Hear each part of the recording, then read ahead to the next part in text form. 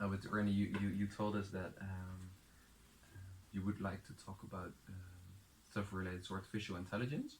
Um, to me, it sounds like that's very separate from the whole movie making and stuff. Like, how did you become interested in that topic? Artificial intelligence, you mean? Yeah. Because I'm only talking about movie making. Yeah. But do you study it? Because I don't know it as well as Xander. I think like I did 1 month of communication systems, and my first application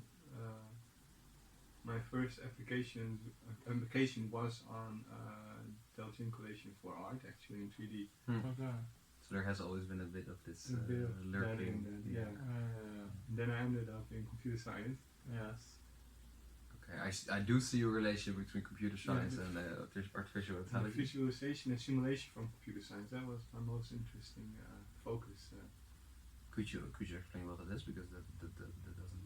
It's visualize, it comes close to the graphic part. You visualize data, or when you're dealing with simulations, you try to visualize these stuff, or try to make more data clear out of just an image, so that people can read and see more. See more error. But then how is this image generated? Well, it's almost like a game, but then with more precision, way more precision. Because games are skipping, of course, skipping a lot of realism. And no, with simulations is really, you try to get more information out of it you really try to get more information out of it than the only raw data. You just want to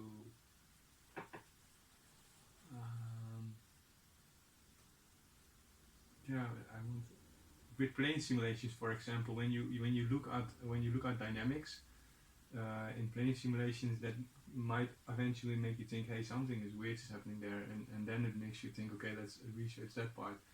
And it gives you also an idea when you see artifacts happening, like, oh, something is going wrong with this simulation. So it's really about broadening your view and trying to find more in a way that you make it this visual circle kind of. Yes.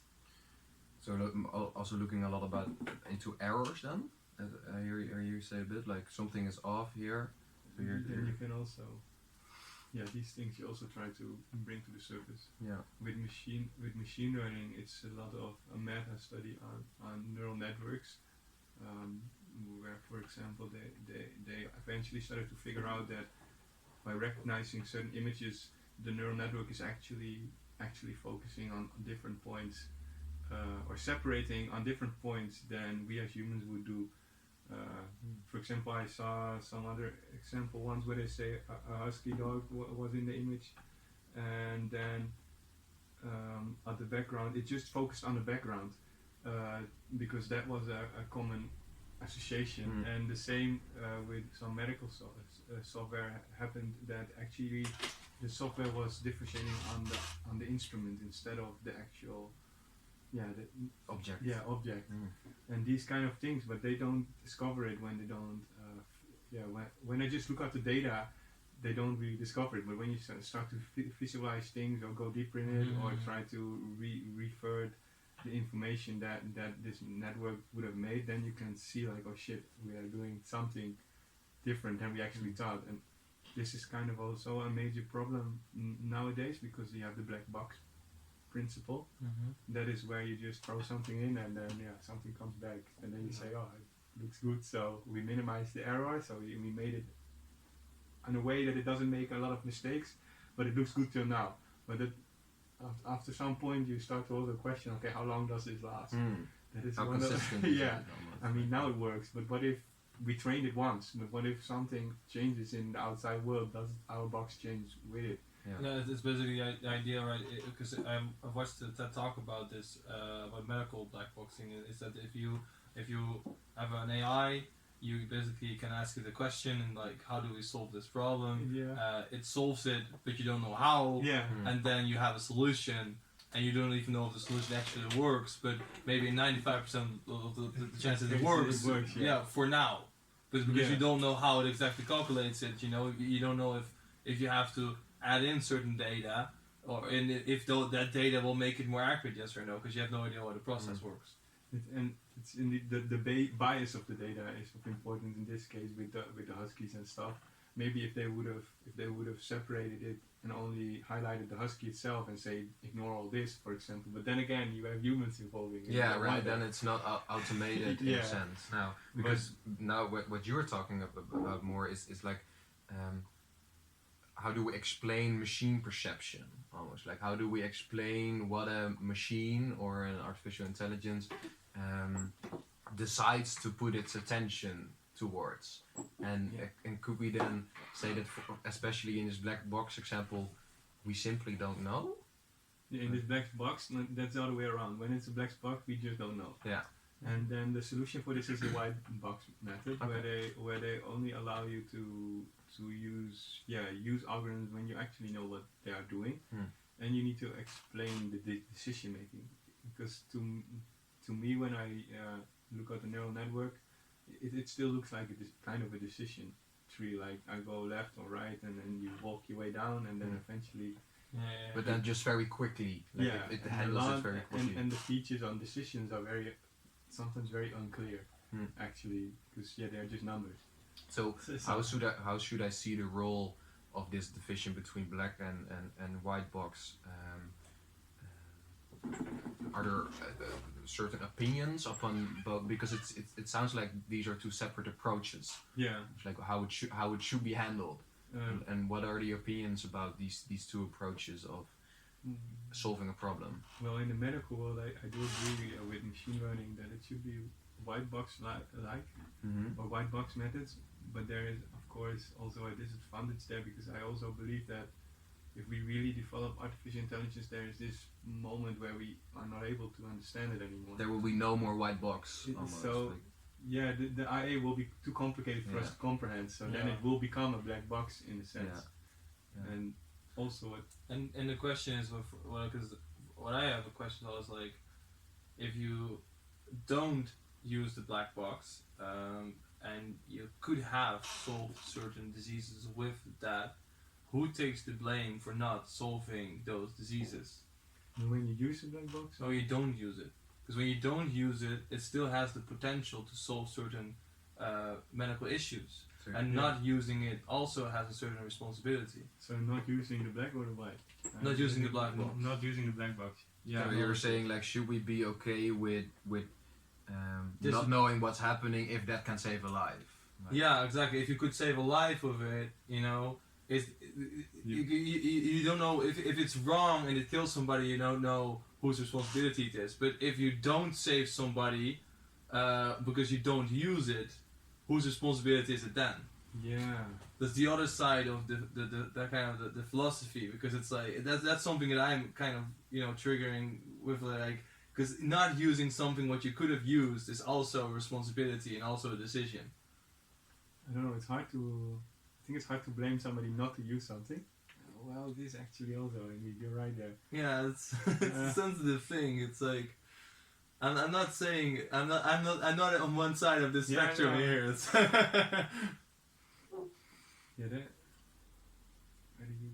Who's to blame when you? Yeah, then it's obviously the person that could use it. Yeah. I mean,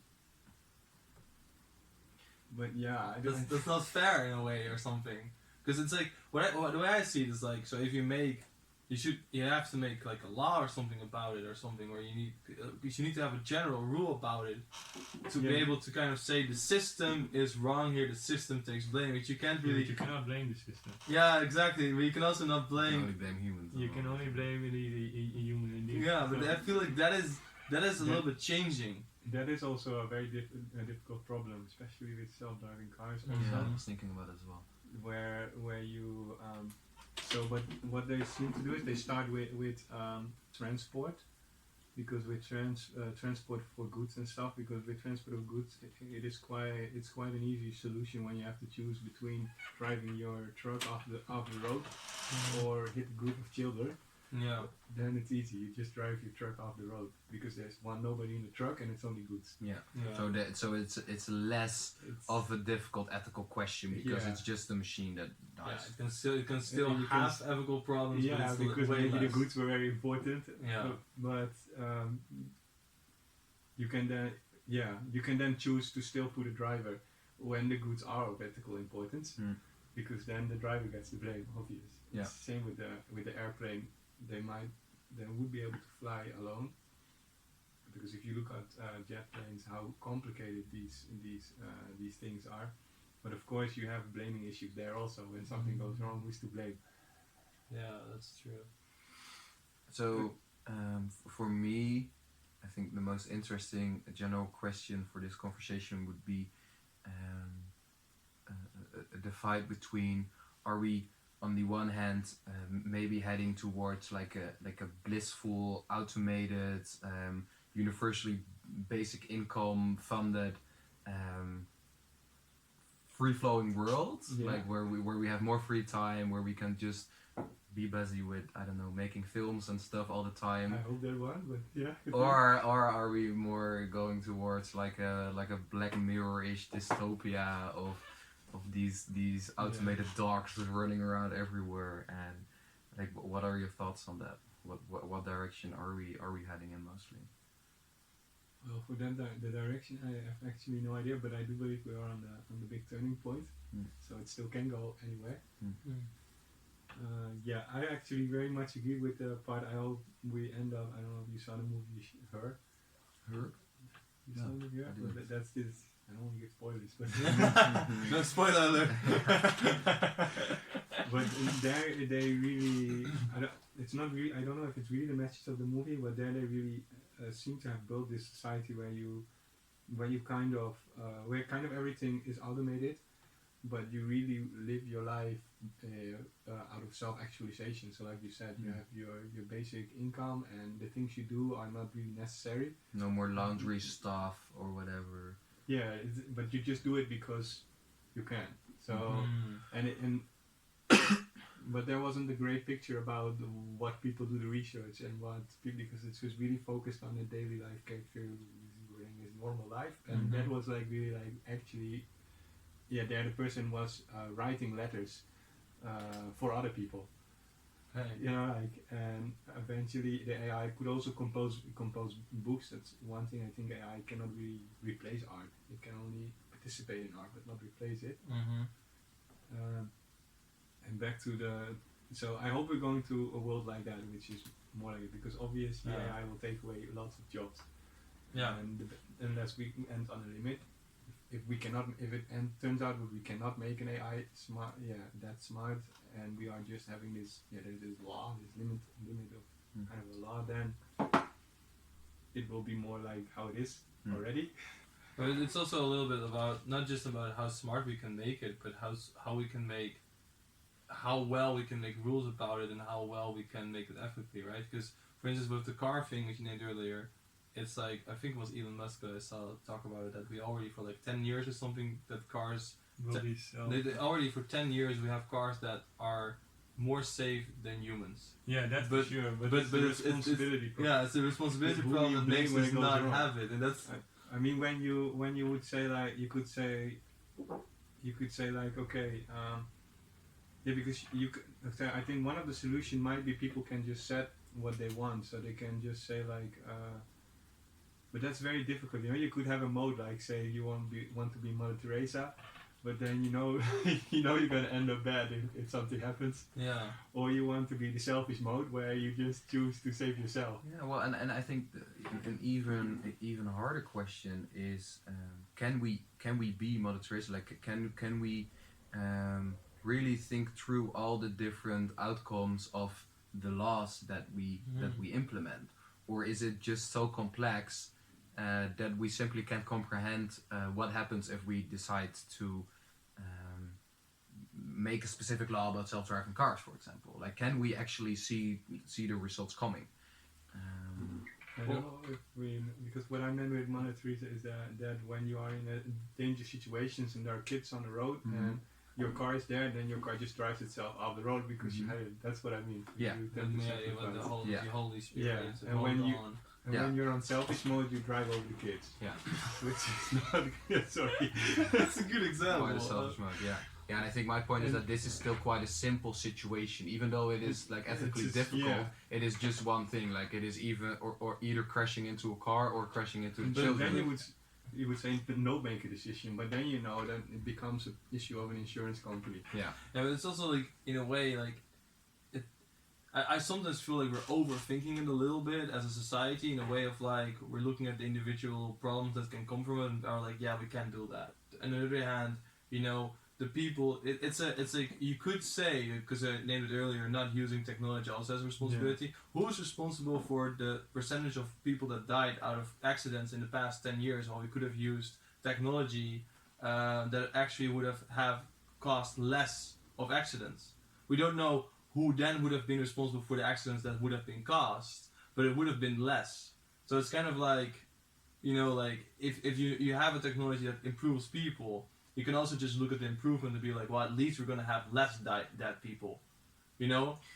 That's also a way of looking at it and just be like, and the rules about whose responsibility it is, yeah, well, no, we're gonna see how we're gonna figure that out. Yeah, But that's mostly you have to point out something like when you use it, this is your fault. I think that's really the thing where it ends up that somebody needs to be point responsible.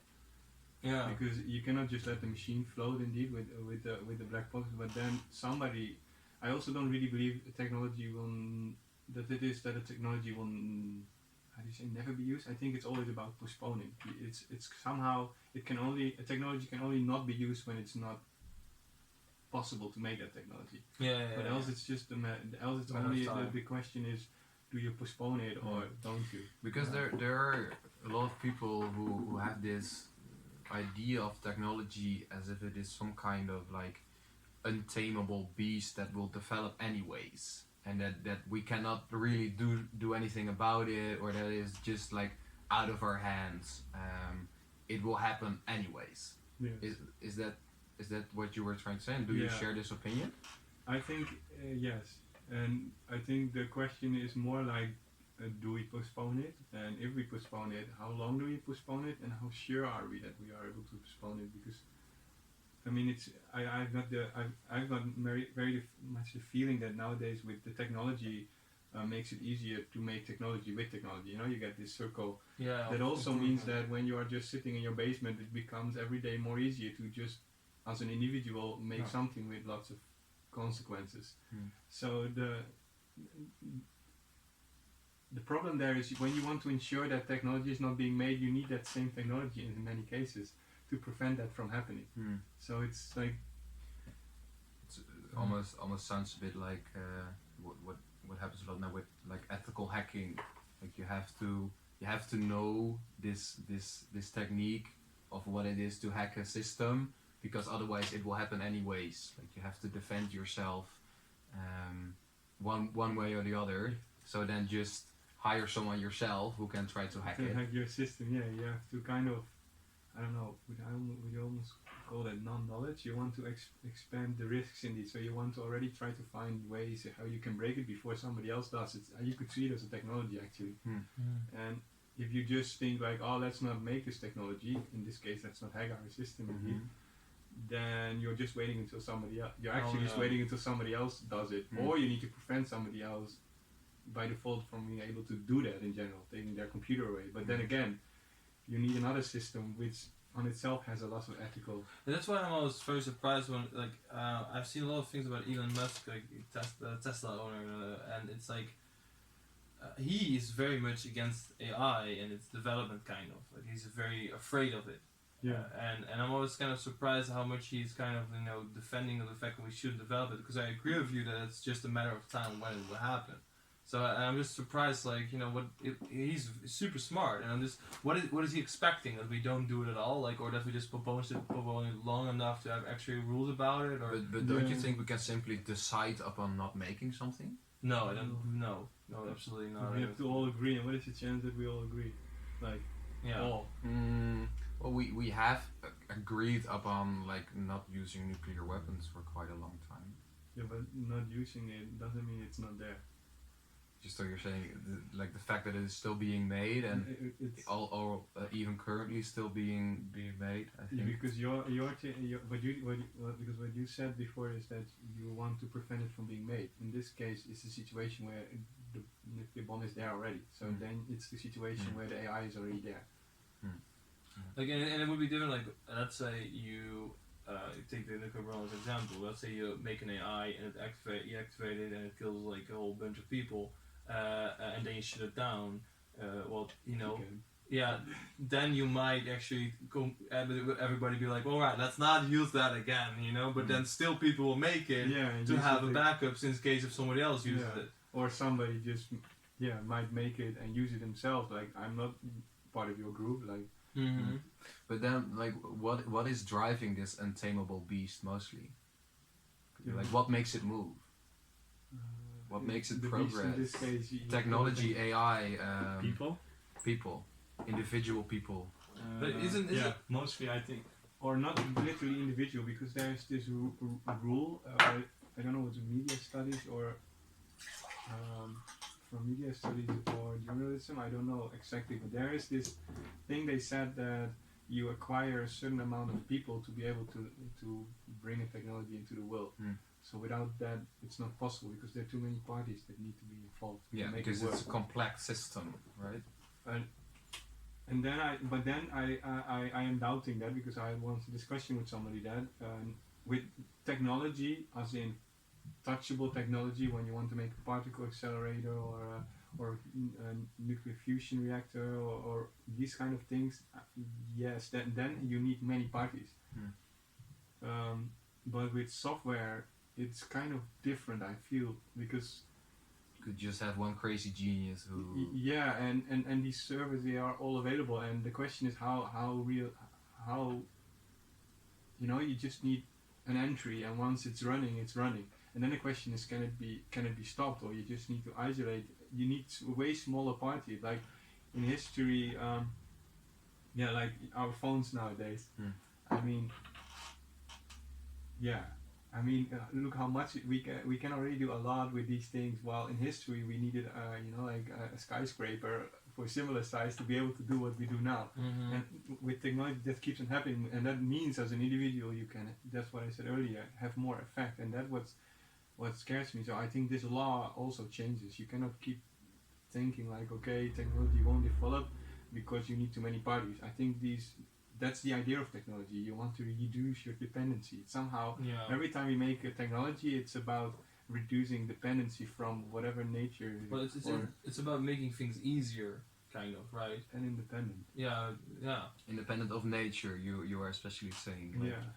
And why is that desirable for groups of people? Well, what I feel like, to ask another question, is more of like, in how far can you say that it's not nature itself and a part of evolution? Yeah, I agree with that one also. Because, Well, that adds to the whole idea of it like progressing anyways, right? It just the stuff being made more and more complex anyways.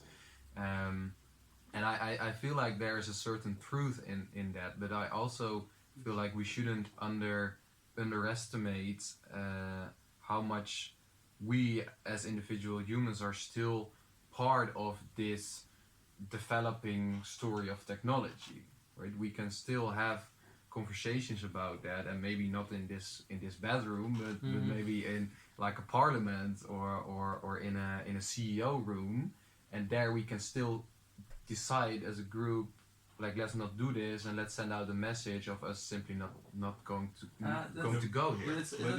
But it's about postponing. So what I want to say is not that you should not. I'm not saying that you should not try to prevent it from happening, but I'm only saying that you should be aware that it's not preventing. It's literally postponing. So the question is, can I postpone it into infinity, or can I? And most likely not. And so while you're postponing, you should be aware that you still prepare on the fact that somebody might build it, so that you're ready when it's suddenly there. And it's also that, like, if you look at the industrial revolution, a lot of people feel like that is also like governmental making decisions and scientists, you know. But that's not the case. Like, if you look at most inventions, it's made by people in their garage or people at home just messing around with science stuff and then inventing things that got bigger. That's the most how things mostly got invented by people and hobbyists who just worked at home. Which would now maybe be big companies. Yeah, but Filling in still, that. but still, now if you would say as a government like we're not gonna make AI, then there's still probably gonna be a hobbyist who's gonna be like, yeah, but I am, like, Yeah, indeed. And it's gonna be easier. Like before maybe America, you walk to the shop and you buy a gun, so you can regulate that maybe, and we can do it here. Now we have all blueprints of how you can make printed 3D printed, yeah, so you can just 3D print, so you don't need a lot of parties anymore. Before you needed a party that delivered your iron that you need, so this technology literally. Okay, so let's assume that these people do exist, like these angry basement people that are like fuck the government, or okay, maybe evolutionary like basement creative people. yeah, You sure. can be angry or just who are like, okay, fuck it, I'm gonna write this program anyways. In what sense would that be undesirable or maybe dangerous? Like how much impact can that really have? Yeah, if it's when it's in the wrong hand. So with the Elon Musk things, I don't know exactly, but it seems that the fear is mostly that how the world at the moment it looks like. It's the AI is mostly made for these bigger companies focusing on commercial, using your data, getting more richer and enriching themselves even more. And if this falls in the hands of these people, then of course that will give them a head start on keeping it the way. Also a form of postponing for them, for us being able to have access to that stuff ourselves. And I think, I don't know how to.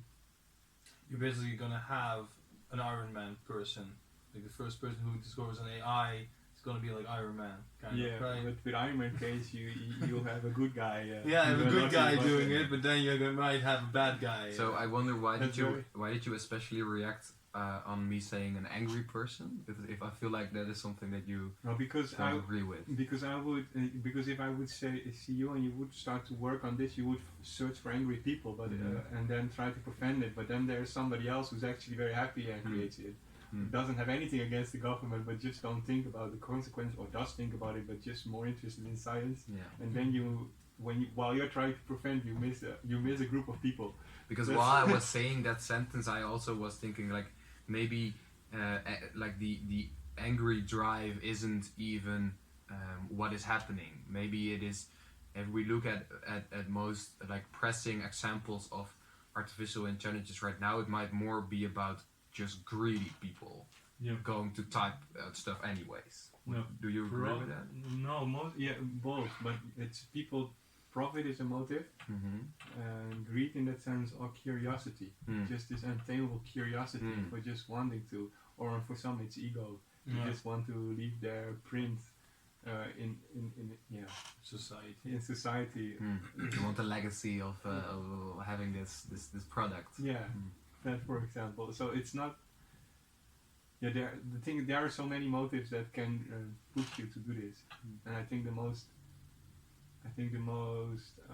unstoppable one is curiosity, actually. Because it also looks upon as you cannot break it. no.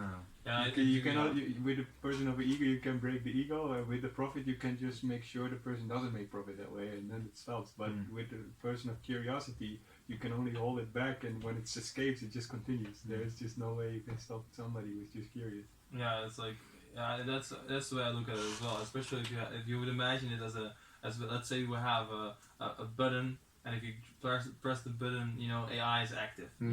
It's only a matter of time for there is one person who is curious enough to find a way to get there and press the button, because you want to see what's happening. And the more you will protect it, the more likely you are kind of because if you're gonna protect it, you're also going to make people more curious, because it's going to be like, you can't do that, you can't do that, oh, we can't do that, let's go. But haven't these like social experiments actually been done? Like just to stand with a red button and then danger above it, and then just waiting how long it takes, Until someone how many intervals it takes for someone to press it. And I think it's like very small intervals because people just cannot really keep themselves from Yeah, pressing the It's dangerous just- button. it's just Yeah. too interesting, you know. And do you know any interesting examples of these kinds of technologies that could turn out good or bad and are mostly driven by curiosity? You think? I mean, technology in general. Yeah, is it true? Is it like we have been talking a lot about like in Musk, for example, or whatever, and isn't that more of like a business approach almost? It is not. No, business is a motive in a case, of course. I would say. Because if you're mostly talking about curiosity-driven technology, I immediately think of just certain scientists who want to discover things for the sake of discovering. Yeah. Although that is something different from, at least as far as I know, what is happening, for example, in the Boston Dynamics company, which is a company, right? And they are just trying to sell their product. So is that more curiosity or is that more greed? And are there like clear examples of only curiosity-driven technologies? It usually starts with curiosity. I mean, maybe, but then you're talking about the jet engine or about the rocket engine. That would be the technology driven to it. But that I don't know for sure. War was the biggest motive. Yeah. But with many. Yeah, that's why I want to make a difference between software and really technologies, because somehow software is more likely to be driven on curiosity than technologies, and that's indeed because of the case where you need investors. So you can be curious, but if you don't have your investors, then you can't. There will be no hardware. But that's kind of to do with the fact that any type of science only gets mostly scientists get funding by governments whenever it is beneficial to war. Or to the government at least. War, self-protection, or a company that's lobbying somehow. Exactly. So it's always like you have this general rule that if you want to do like a science project, you kind of only and especially in like 50 years ago, it was mostly war-driven technologies, because if you did not have a reason to do scientific research in a certain subject that was beneficial to war, then the government would rather invest in something else with the same money that was, a driven technology that could be used in war, or at least a way to help soldiers or whatever. And it still kind of counts today. Like if you wanna, if you have a cool project and you can make it somehow applicable to the military, you're way more likely to get funded. It's like technology race and kind of. yeah, it's like this, and it's like the same kind of. And I think the difference is that with software, what you said is like you don't need that much funding necessarily to develop software. So it's kind of separate from that circle. It's like you can just couple of nerds and you can let's go. It's way less in amount of money than. So you were saying like historically war has been a big, at least a big part in the development of technology and also in artificial intelligence. Artificial intelligence, I don't know that. No, I'm not sure. I'm not sure if that's true. Although there have, of course, been. Drones are still driven, of course. But what do you think should be the role of AI in war? The role in war. That's a dangerous area. I think I have a clear opinion about that. I mean, if there would be war, then it's all about efficiency and your own side. Survival, right? Casualty minimization. But both parties would do that. So you'll have a war between drones and mostly robots on the first side. Yeah. And I think wars. I cannot say if wars would last long or actually short. Something tells me even that it will last longer. Because you keep building stuff. Yeah. Like soldiers can die, but you can keep building robots. Yeah, moral goes down with soldiers eventually, but in robots there's not really such thing as moral. Yeah, because as far as I know, like right now in the U.S. defense law system, it is now written down that it is not allowed to use artificial intelligence in war situations because an AI cannot yet differentiate between like in-group, out-group. Like it cannot really know for sure who is on whose side. I still think they do it, but they put somebody in between which has to say yes or no, and Yeah, that right. person gets Yeah. the blame. Yeah, Mm. because I well. think that also goes back to and I feel like we might have kind of skipped over that part, and I'm still curious. What do you define something that is artificially intelligent? So when it is, oh yeah, for me, there are indeed two types of artificial intelligence because I always have the feeling people talk past each other in that. Okay. So there is the one thing of artificial intelligence which is indeed focused on understanding humans. So you really want to make an artificial intelligence or an organism where you simulate a mouse or you simulate a human, and there you want the artificial intelligence to be exactly like a human. So not smarter, no less. You just want it to be like a human. Okay. And that it can be nice because you can use that. You can then add traits in it, and then start to make it as a reference as being ideal, or and on the long run tests with it and test drugs on the simulation because that is a goal, or predict behavior and stuff like that. And then the other one is where you use artificial intelligence to extend knowledge, to get a bigger grasp, to be able to process way more stuff in shorter time, something that you really want to be more intelligent. And that also doesn't necessarily need to work the same way as a human would work. Or just making maybe a better worker for a specific situation, for example. Yeah. And that can be different, like it doesn't have to have the emotions or like the ethical or moral ideas that a human might have. We can just simply make a better working car assembler or something. But that's already a form of more machine learning. There is, I sometimes also confuse it, but you have the artificial intelligence and machine learning, where you train robots to do specific tasks. But to me, the artificial intelligence includes a level of independence. Yeah, so you right. Don't have to, but there is this other issue there where I had a lot of discussions with my friend about it. And his view there is that he doesn't trust humans, that's why he doesn't trust AI. I can see where it's coming from. Yeah. But the problem there is mostly like, okay, you make something sentient, you come to that area. Yeah. Because the question is it sentient the moment you make it independent? And then the question is, when it's sentient, then it becomes slavery in a form. And when you do slavery, and something is more likely to not like you, in a sense, if it has this form of awareness. Because what is also a lot is becoming known is that decision making is based on emotions a lot, because without emotions you do not have a reason to do anything. That's true. Walking over the bridge or shooting a person left of you or eating a sandwich has no priority over one another if you don't have any form of value to it, and pure logic doesn't have that. No. But isn't that like, because if you would, like, I want to imagine if you make an AI, self-learning AI that learns, completely independently, like, wouldn't the most rational thing for it to do at one point to destroy itself?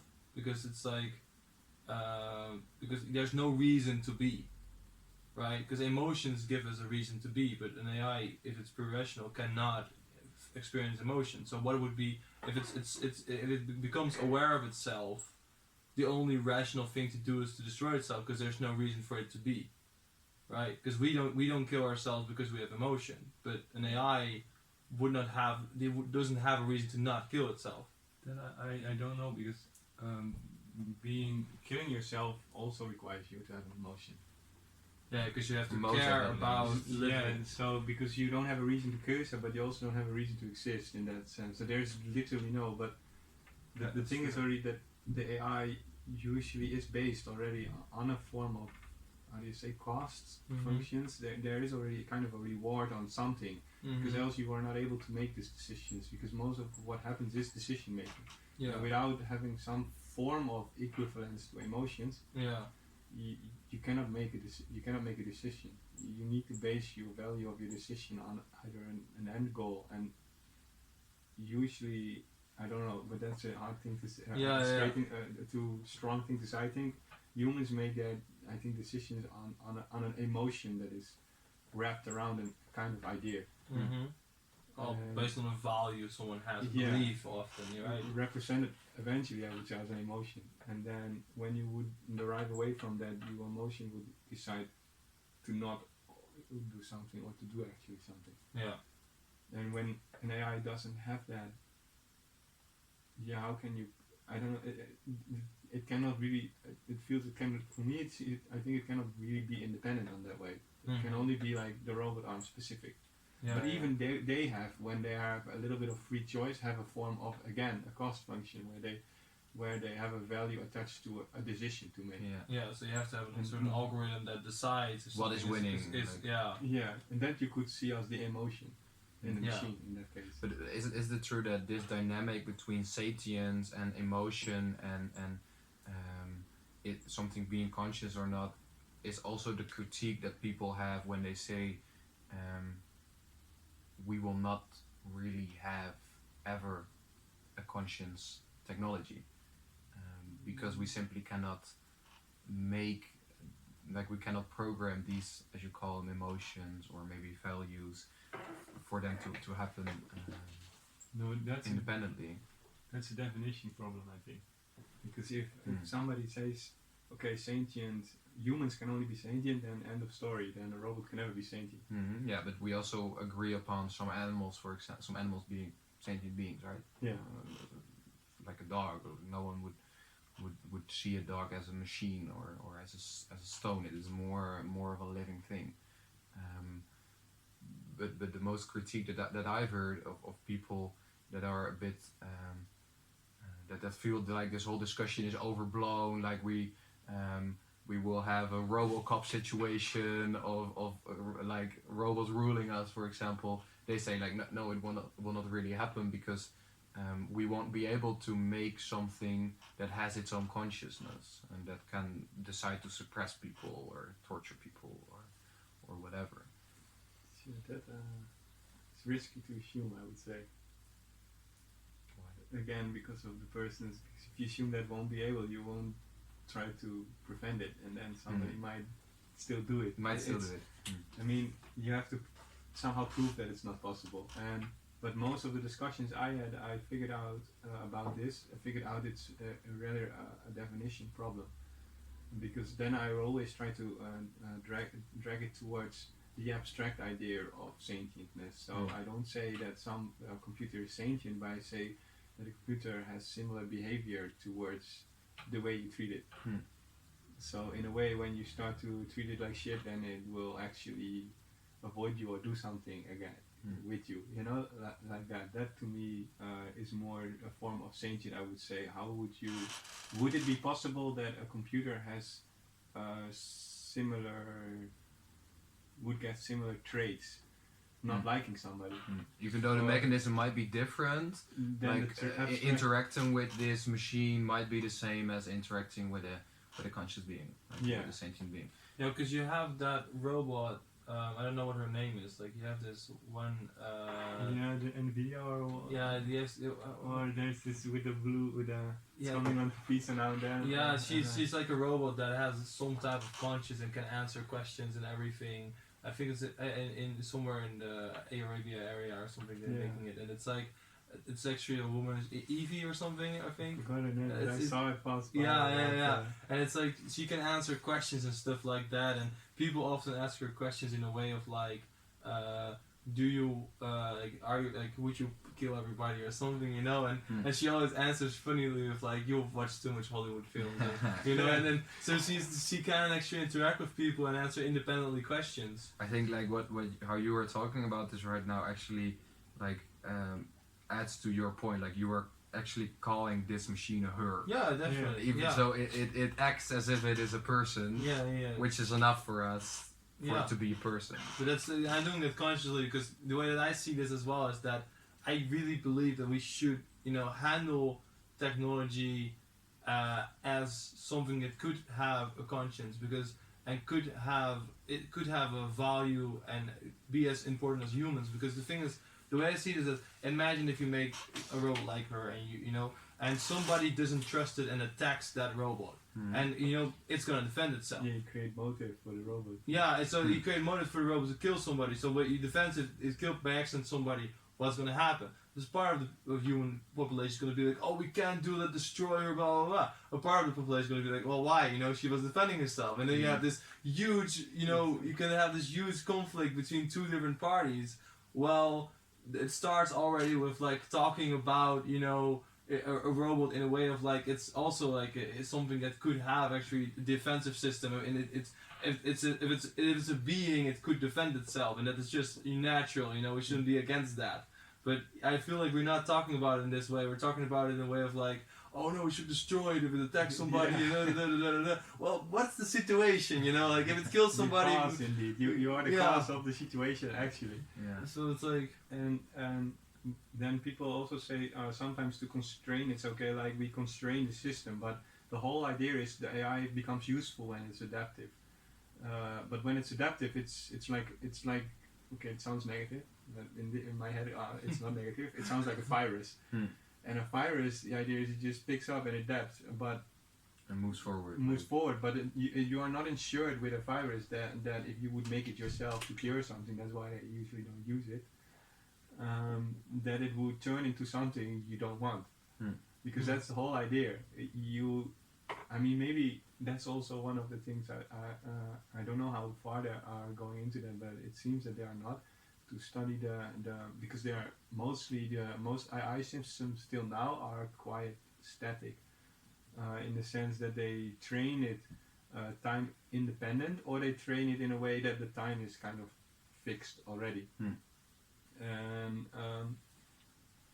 what I think is that we should focus a lot on the dynamic behavior. So how does the system changes when you train it, and in a real time situation, so that every time you feed it, it trains and behaves again. That you start to observe how this internal system changes continuously, and once we figure out how that works, we might be able to constrain that by not only looking to one outcome, by saying, okay, if we are in this domain, if we start here with the AI over this amount of time can only end up in this scope of domain, because it just doesn't have the capacity to go around. It's already very dangerous, of course, to assume that, but it's already wider than. So this is a way of trying to better understand how it would behave in different situations. Yeah. And almost as if you were maybe like training a dog by making it behave in all different kinds of situations or something. training different dogs. No, in this kind of, case, right? you train the different dogs, and then you observe their brain patterns and see what training things have effect on. Because you What had could that be with, possible outcomes. you had that with those two AIs. They connected with each other through a computer and they started talking to each other, right? That was like I've read this one project. They had like two AIs and they connected it to each other through like, and then the AIs started communicating with each other or something. But at a certain point, they started to develop their own language. And then you know the scientists didn't even understand what they were talking about anymore, and that was the moment they pulled out the stack, the electricity, because they were like, we don't know what's going on anymore, you know. Yeah, These type of projects, and then analyzing what happened, kind of. And these are things that will happen, I think, indeed.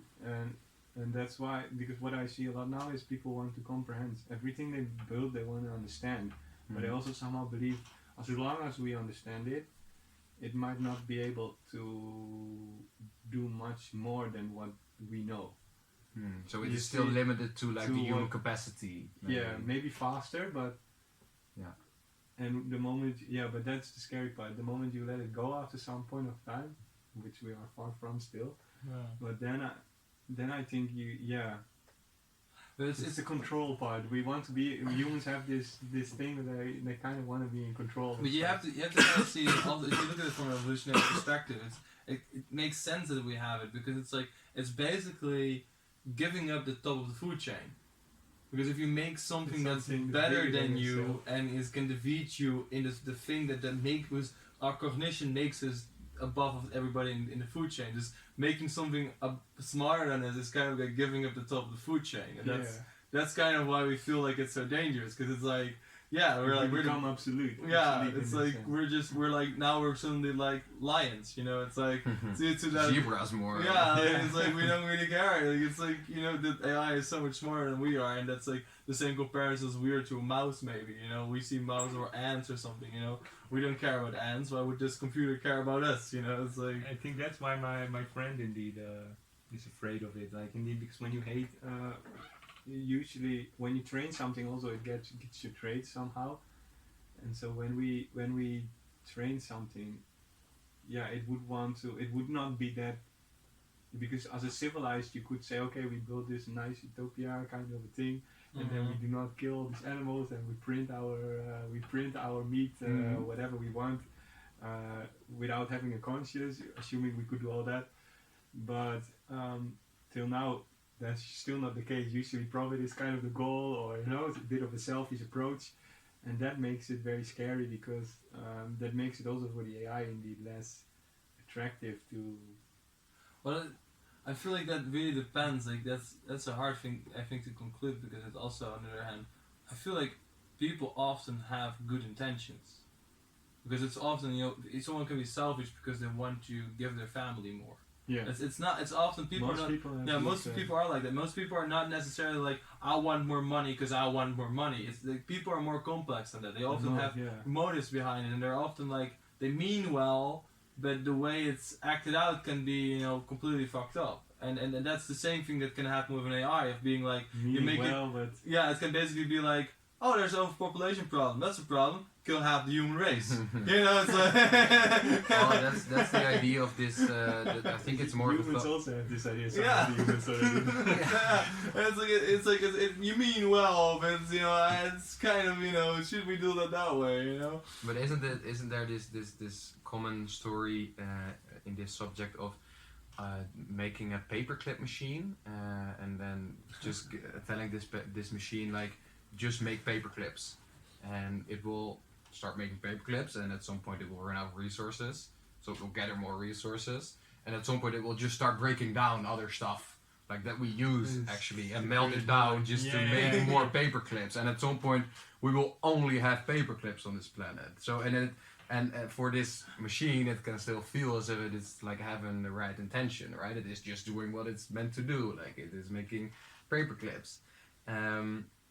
But to us, like someone looking at it or hearing about it, we're like, oh, are you sure you're having the right, like, this is not good. So it is very difficult, I think, from one data point, from one point of view, to decide if something is good or bad intent. Like, you have to see it in this whole system, or almost like an ecosystem, and then trying to like zoom out and look at this ecosystem, and then only you can say, like, okay, that's like a good development or a bad development. But that's kind of the thing, because like, as a human, that's already difficult.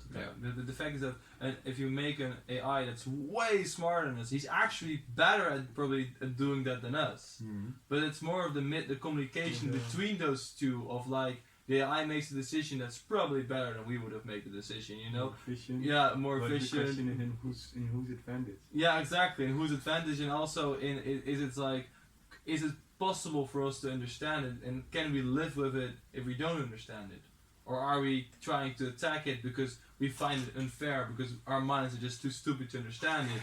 So we're gonna try and kill the AI, and then again you have that person of self-defense, because he's gonna be smarter than us, so he's gonna self-defend himself, and then you have the whole, you know, killing the human population in the end just because, you know, we are trying to attack it. Well, it means well, you know, from his perspective, you know, it's like, you know, there's this perspective of the world, and like, I'm just taking action to help the human race, but they just don't understand that it is the better thing to do, because I have this broader view, and I know exactly what's going to happen in the future, because I can calculate all probabilities, for instance, you know? Or I don't have these really irritating emotions getting in the way. I'm just pure logic. Right? Yeah, exactly. You know, like, and it's just a matter of perspective if that's better, yes or no. Because, you know, we don't know, and maybe even the AI doesn't know if it's actually, you know. But it's like, That's also very, by default, already a very difficult question indeed. It's better or not. Yeah, sure. Because it seems like, depends on how far you look forward, you can biasly choose to stop thinking at some point of time. and when it feels good for you, then it's good. Yeah. But maybe if you would think it through more, you would arrive at a point where you're like, ah, shit, Yeah, no, maybe we went this too was far. better. Yeah. I think I'm also wondering, because in these kinds of conversations, and also what you were just saying, like testing this system and trying to see what it is capable of and what we can do with it. It is often thought that we can keep this software in a box, like we can keep it constrained, and as long as we can keep it constrained, it is safe. Like we can try and do with it as we please. There's no real danger. Is this, do you think, a well-meaning, or is this a good idea to have, a good perspective to have, that we can keep it in a box? Yeah, if we keep it in a box, safe is not necessarily a word, but at least we know what it does. So what it does, you know why. That's the thing. So no, I don't want to say safer, because anything can be used badly, but it is for the person using it more safe. Yeah. So the person who's using it is more safe, because you know when it goes sideways and you know when it doesn't. And then I think there's the other part of the argument of so on the one hand saying like it is okay to test this because we can keep it in a box, like, and on the other hand the idea of no, you're not even sure if you can actually keep it in a box, or maybe even constrain it by taking out the plug, as you were just saying, which adds a lot of fuel to the whole idea of this like RoboCop dystopia of we trying to stop it, and just an out of hand experiment, like. And I always wonder like how realistic is this idea?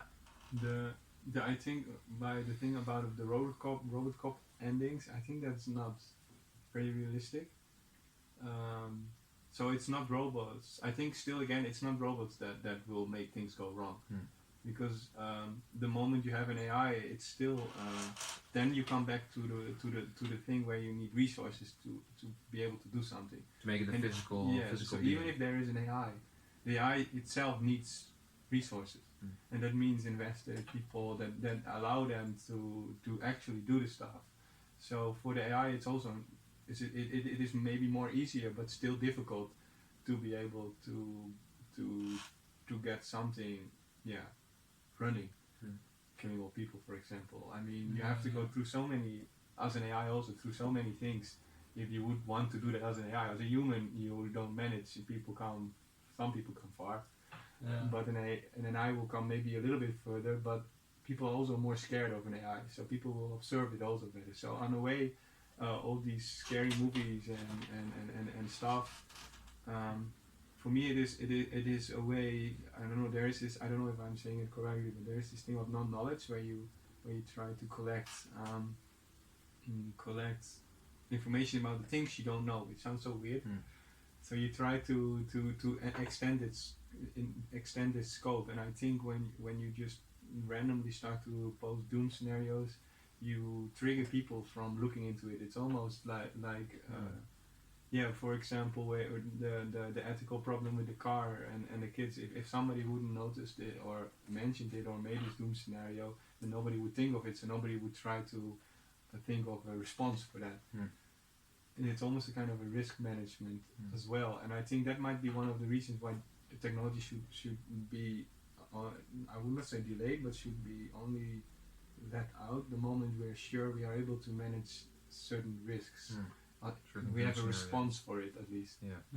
Although I think like this idea of us trying to predict what will happen, and then an idea becoming popular, for example the trolley problem with the cars or whatever, it can also point us into one specific possible outcome, and then us keep us focused on that outcome, and therefore maybe not thinking of other possible outcomes, other alternative doom scenarios almost. So when are we ever sure that we've checked all the risks? We don't, obviously, is the answer on that one, but philosophy, I think, is one of the most important because of that, because it's kind of I don't want to say it on a kind of a random science. You kind of just dive in stuff, and you hitch up things that seem totally unnecessary, almost like mathematics. Mathematics, at least not applied pure mathematics dives just proving random stuff. Yeah, it feels abstract like all the and time. like Yeah. why are you doing it? You're thinking, but then now you see quantum physics coming up, and suddenly a lot of mathematics becomes useful. So it's also kind of extending the domain. And I think the same happens with philosophy, and I would say art and movies is usually a circular response between philosophy and especially And sci-fi is technology, mostly philosophical problems. It's like the visualization of a philosophical problem because it's about mind games. Yeah, And sci-fi is usually a mind game. it's almost like thought experiments that are proposed to you. Like, hey, have you thought of this outcome? Yeah. Maybe. Yeah. What I found a really cool example of that is, oh shit, I cannot think of the name right now. It's this movie where we are approached by different entities and intelligent entities, but they mean no harm. They actually want to bring us together. Arrival. Yeah, it's Arrival. Arrival. It's Yeah, Arrival, it's a which very is good for me movie. an It's a very example good movie. Yeah. of a I like possible outcome fun. that we maybe hadn't even thought of before. Like, And I like this movie indeed because most movies go like bam, and then they are most movies. It turns out that the beings that are come are evil, and in this case they say, okay, let's figure this out. Indeed, this movie says, what if it's the other way around? And for them, I liked it because it makes people indeed think like, okay, maybe we should be careful with making conclusions that whatever comes to us is a danger. yeah, it's bad. Because it might actually cause. But what I kind of feel like in this area is also like when it comes to evolution and going really really fast in that sense of like evolving. It's kind of the question, because the question we kind of ask when it comes to AI often is what does it want, where does it go towards, what does it base its choices on, and basically the end question is what does it want or where does it go towards, you know? That's kind of like a question. But I feel like a question to be able to answer if we can use AI or if it's something, is all the question is where are we going towards as a species? Like I think that's the biggest question, because I think the first things that will be an AI like is what I didn't say is based on what humans do. exactly. Because the real AI, I don't know. That seems still quite far away. Like now we're talking maybe almost Westworld-ish Yeah, Westworld robots is quite or far away. I yeah, think that's sure. like because most of it is really most of it is kind of controlled and indeed resource limited. That's also a way how you can constrain it, Yeah. and it's used either to regulate flow control or how to react in how do you say catastrophic events and simulate. There's lots of simulating and predicting and trying to see. They also say the brain does that, tries to predict, and when it's wrong, goes back and corrects and predicts, goes back and predicts. And then, most systems are held by humans. So most things that go bad till now, it has nothing to do really with the AI. It only makes the person holding it more capable of having effects. And I think it's important people become aware of the Do effects. you have an example of this? In the medical sector, with for example with job, if you would, so now it's still small, but if you would, for example, make an algorithm to identify, and it's not that good, you have to identify people, whether you would pick somebody for a job or not.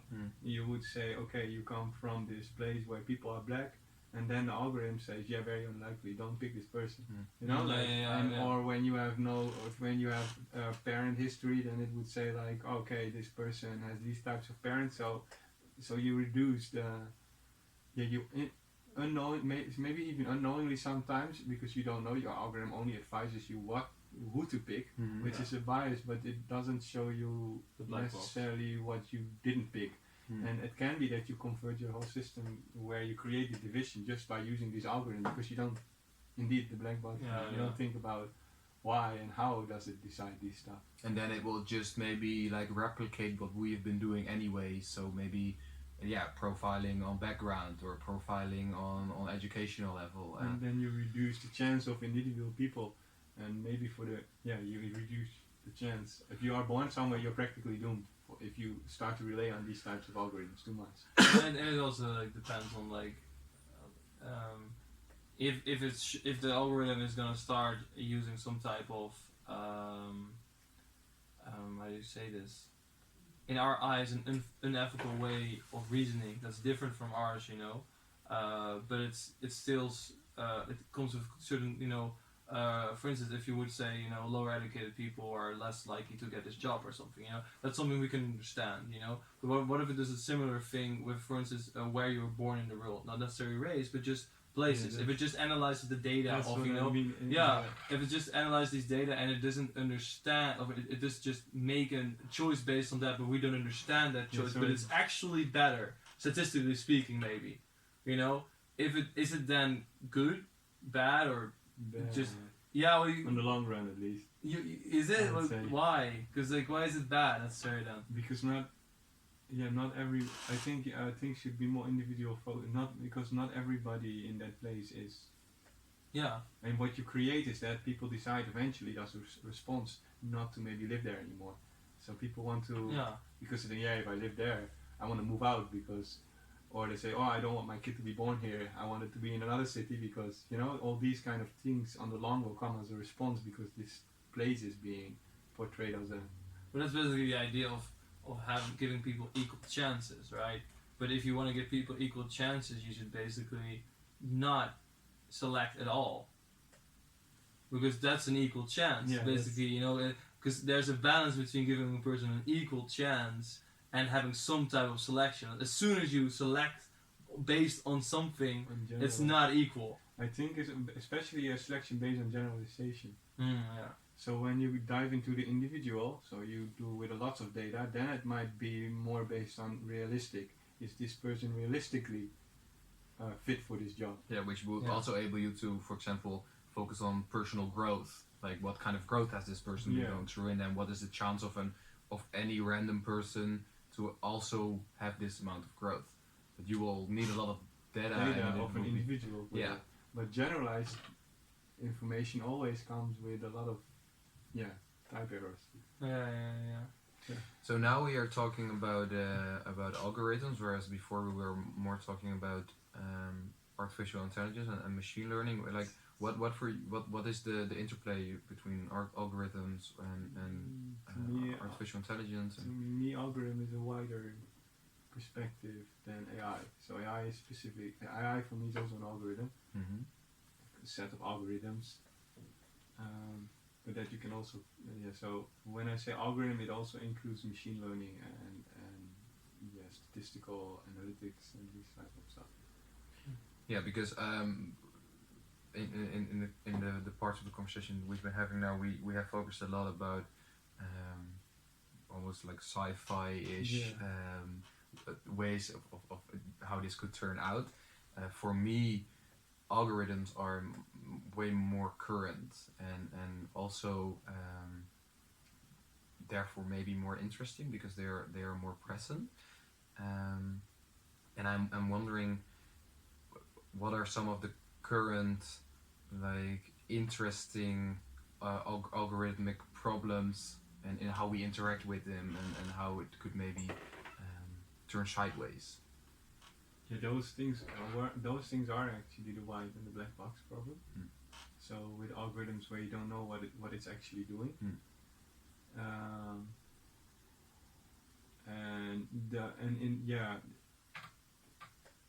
that is really the problem. The understanding of why an algorithm makes a certain decision.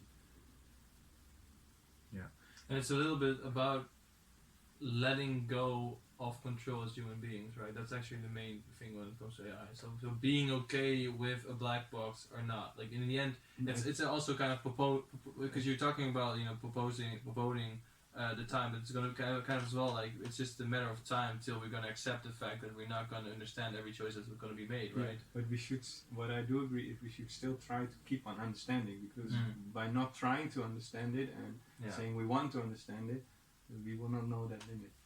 And in medical situations, it is just important to know how your system works. And because that for me is even a bit of a weird concept to grasp. But so it is actually true that quite a lot of the algorithms that we are now using, for example, in medical or maybe criminal profiling or whatever, that they are that we are not sure how they are working. Is that true?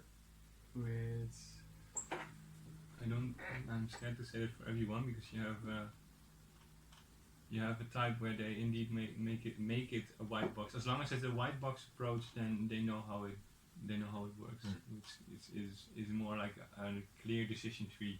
Mm-hmm. So you know, like when it goes from there to there, you know why. Yeah. And many algorithms indeed are based on. Many algorithms are still based on black box principle, and that's why it's also such a problem. And that's why people start to jump into this white box research because they figured out all these mistakes that were made, and now it becomes nearby that car's gonna drive the road. You don't want. You don't want a kid to be identified as a bunny, No. because that goes wrong. Yeah, because in this case, what I kind of like feel like is that it's a lot of like, it's a very human perspective on what is good and bad. Because it's like basically whenever an AI makes a decision, it would can make a decision that might be better, but we just don't understand, right?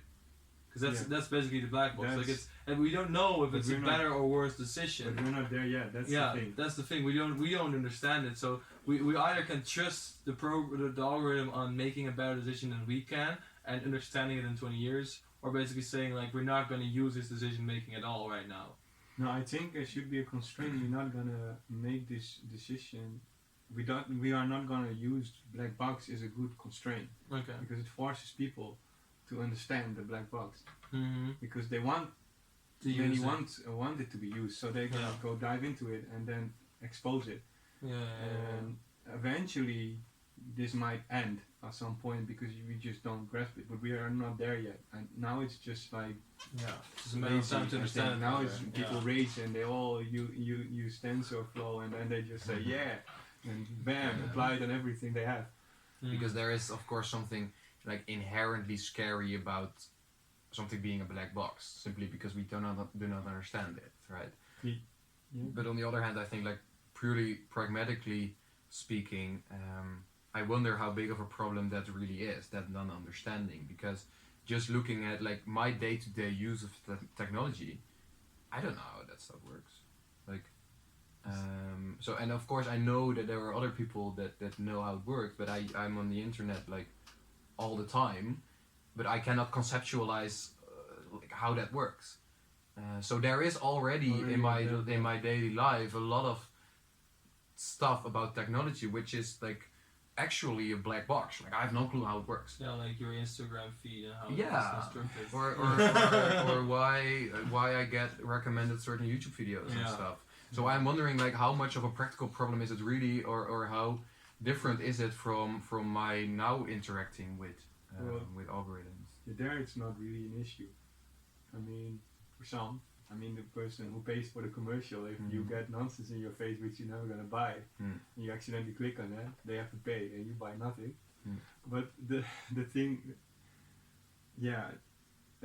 insignificant things, which is just personal stuff, not having lives or other things at stake, it is not really important, and also not a motive for many to then improve it, because most of the times these commercial algorithms are not really not always that complicated. I think the stock exchange algorithms are really very complicated, because there they don't want to make lots of mistakes in a short time, because you lose lots of money. Or like Bitcoin algorithms that try to predict stuff. And I think, but with literally with hospitals, self-driving cars, and when you go to the work areas where people gonna work together with robots eventually, or identify crowds or emergency things for drones, you want it to be, you want it to be a white box like, and I don't know, it's not necessarily. The fear almost seems like a means for some people to put to attention to research this, because it's also not good when people just because that they don't research this, because you want to still find the limit of your being able to understand. I think, and that's very important, because and then when we found our limit, then we can start to think, okay, are we going to go that next step, which is most likely going to happen because only one person has to do it, and how are we going to deal with it? And how far, like, if you look at it from like a social media to talk about that, like, so social media has some negative effects on people in the way of like feeling sometimes more alone, being more connected, but feeling more alone. That's kind of like general thing that is found in it.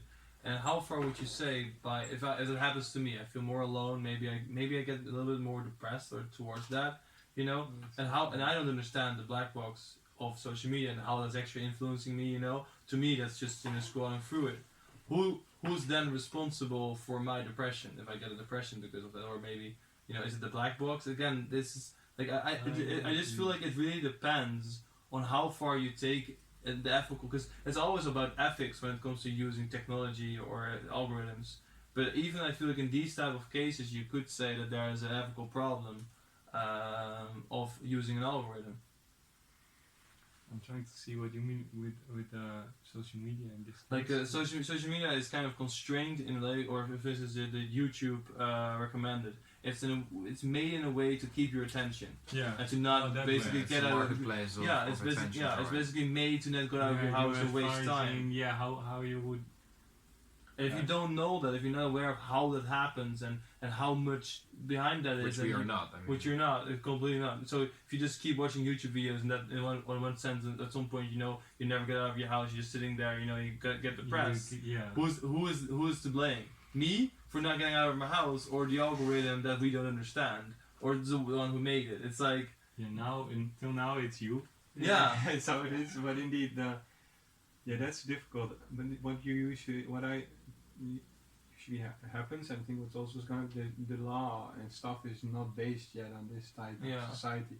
No. So I think these type of responsibilities will eventually also come along, because I think the person that not the person that makes the algorithm, but the person that uses the algorithm is the one that should be blamed eventually for. And what if you would do that to the medical thing? So what if we would say that a patient is like sick, and you can make him choose to use the black box algorithm or the white box algorithm. If he chooses for the black box, he can still himself be blamed for making that choice, right? Yeah. So in a lot of cases, you could use black box and just blame the person. choose. Yeah, because it's the same thing as social media use of the. But black then box. the question, how fair is it? Because the person that you let decide to choose between the black and the white box, for that person it's both a black box. Yeah. So you don't let that person choose between a black Or white box. It's just both black boxes for them. Yeah. So what is important is that if somebody makes a choice to use one of the two, it should be a specialist that knows at least the white box. Mm-hmm. Okay, and how is that then different from social media? Yeah, it's a good question, because there we just said it's not about the specialist. It's not different, but the consequences are, how do you say, less clear. Same like physical abuse and mental abuse. It is very hard to constrain that. So it becomes a bigger ethical problem when in the physical world there are going to be physical problems like driving over a kid. Then there's a physical problem that's physically unethical. But when I would manipulate. Yeah, we wouldn't notice that much. Create a situation where you drive over the kid and you had your thing unselfish, for example. Yeah. Then it's unclear, because it is really like the mental. But even in the social media situation, aren't we then placing way too much responsibility on the consumer? Like, are we even capable of functioning in a society where we have all these lurking pleasures? Is it fair?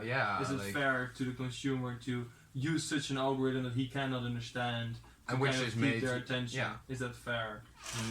We are not rational maybe enough for that. That's I a think good question.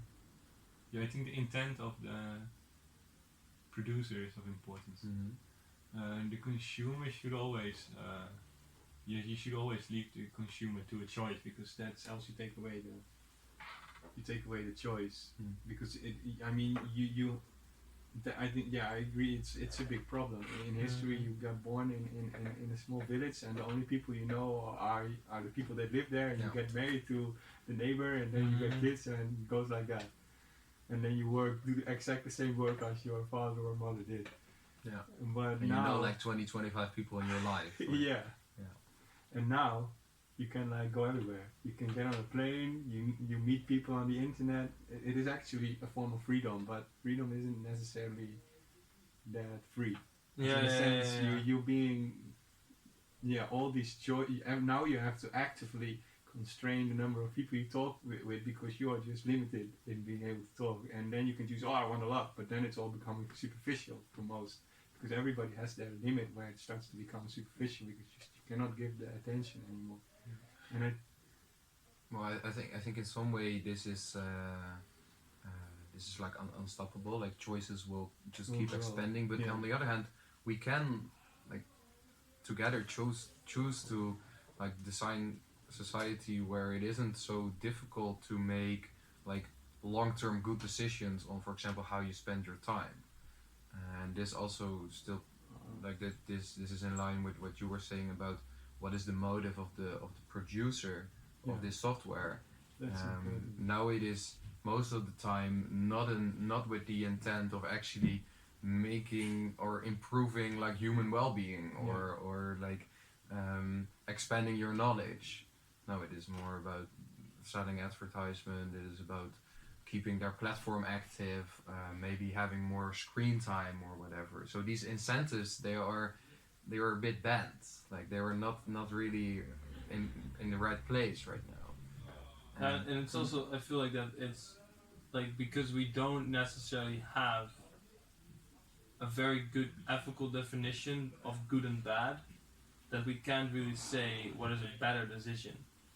Like we can't really, program a computer to necessarily make a better decision because we don't really necessarily know what is better. We don't really have a concrete answer to better because the world is so complicated. Like It's context dependent very much. exactly. It's like if you can't program that into a system, you cannot make the system responsible because if you don't know what is if you could do that, you could say, okay, the system knows how to make a better choice than people, so if it kills a kid, was a better choice, but we don't know if that's the case and if it's a better decision because we don't know what a better decision is. So I think you can never blame the system unless indeed we make that sci-fi jump and a system is a form of sentience. So I'm not saying sentient, but a form and can make decisions and communicate. Then you can blame, but that's also difficult because it's a larger entity that you want to blame. It's like blaming a government.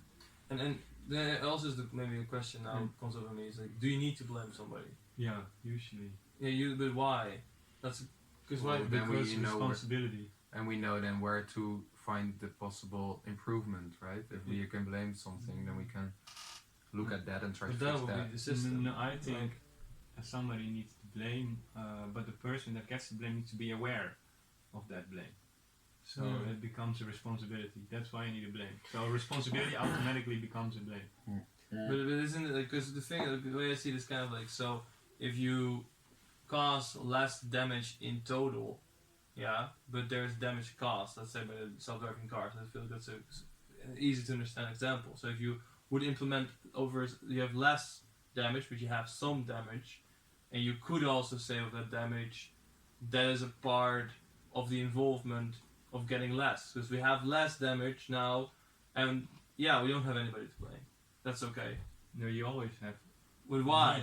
Why do you need that? Like I don't really necessarily get that. Like from a Because it's very human to because be. it's because the importance is neglected when there is not somebody who's to blame.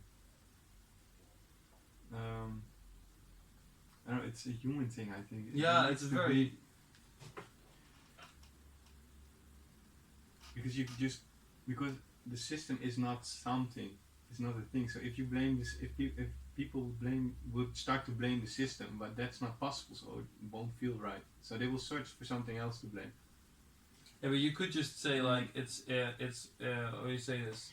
It's like the damage that's done is part of damage control. Yeah, but And that's okay. You could say that because there's like you're still doing the ethical right choice in the bigger picture. Only in this situation, there is a person who maybe lost a kid who's mad and doesn't have anybody to blame. That is annoying for that person. Yes, I completely agree with that. But from blaming a certain person doesn't necessarily come any good in any type of other situation. But in the case where responsibility leads to the blame, there it comes to something good. What good? Because as a result, when you become responsible, you will fear to be blamed, or fear you will be blamed. So your responsibility will be acted on. You will act on your responsibility, and and it is a bad assumption to think that the system that is built is perfect, because it isn't. So you still need somebody that keeps on has a motive to improve the system, and by saying it's your responsibility, that person will take that responsibility, because if not, there need to be a consequence. And that consequence is that if it goes wrong, the person gets the blame. But that's not necessarily the case when it comes to self-driving cars. It's not the case that, for instance, people who feel responsibility that they have killed, people while driving cars, so they're trying to improve cars to, drive more safely or something. But if I would put you on the risk management, and I say if people start to die, then you will have to speak publicly or whatever. Yeah. And your name will be here. Yeah. As a responsible, then you will start to think, shit, I don't want this to happen. So your decision making will be way more careful than. Yeah, but I don't think that, because so let's say you have a system that makes choices and drives itself. I don't think that it necessarily. It's just that we don't know what a better decision is. But in case I don't necessarily think that you. How do you say this? I don't think that you could say that I don't think you need to blame somebody to improve the system. If there's a system, as long as it causes victims, it will still be improved by somebody. Because you have empathy. You don't need someone to blame to create motivation to start improving it. You can also just improve it because you see that it's doing damage in the world. So you're saying there will be feedback anyways. And blame does not have to be the only way of getting feedback. Because if you look at it from a psychological perspective of let's say there's a driver and it drives over a kid, that has happened, and if you then look at the psychology side of that, blaming that driver for doing that does not help you to actually, psychologically speaking, get back up and be resilient. If you look at the research in that, it does not help you to feel better again or whatever. But taking the responsibility of knowing you will get the blame as a driver might let you drive less irresponsible. Yeah, but if you have a system that always makes the same choices and is way more stable, you don't need that. But you need somebody to, because the system isn't perfect, you need either something or somebody that manages the choices to use that system and to improve it whenever it's not good enough. For example, the fact that a child was there on the road. Why is that? And on that spot, and why is the accident happening? Maybe it happened on the highway. Then they could say, oh, if the speed is so high, we should prevent people from even getting on the highway. But these decisions don't get. It's like, bam, kid's dead, and then propagates up. Everybody shouts, that's not good, and then nobody changes it because nobody wants to touch it even. Because the moment you touch it, you're screwed. You know what I mean? Yeah. So you mean that but that's. Then it is your fault if the next time it goes wrong. Yeah, maybe at least maybe that's the society way of looking at it. But I'm not sure if it actually is that way from an ethical standpoint. I feel like people would blame you, but that's differently than ethically speaking having the blame. Yeah, but it doesn't really matter, because I think what you were claiming is that the blaming should be there and that it is helpful almost for preventing it. Yeah, and then improving, and then in the end preventing it. So what is the blaming with the responsibility. So I'm not saying in blaming and without the responsibility. I say people can only blame the person that has the responsibility. I don't know how to because you can also randomly blame somebody or just blame the system, or I can blame you for. But if the traffic light didn't work well and the accident happened because both traffic lights jumped on green, then it is no use to blame the drivers. You can blame each other; they can do it, and there is what you say is useless. It's useless. But the moment somebody else notifies that knows about who's responsible, then walks to the person and says, "Hey, you're responsible for this." 2 people died. Yeah. or one person died and there was an accident, and then You're like, oh fuck. then you say, oh shit, and that will be under your But name. that will kind of. always, like, in a way, that will always be the maker of the car. In a way of automatic. Well, 'cause maybe if you, now, If but in if you make an automatic driving car that makes decisions, in the end, if there's an accident, it will always be, your logo of your car will somewhere be in the news. Yeah, also So that automatically, influence that will be the responsible party.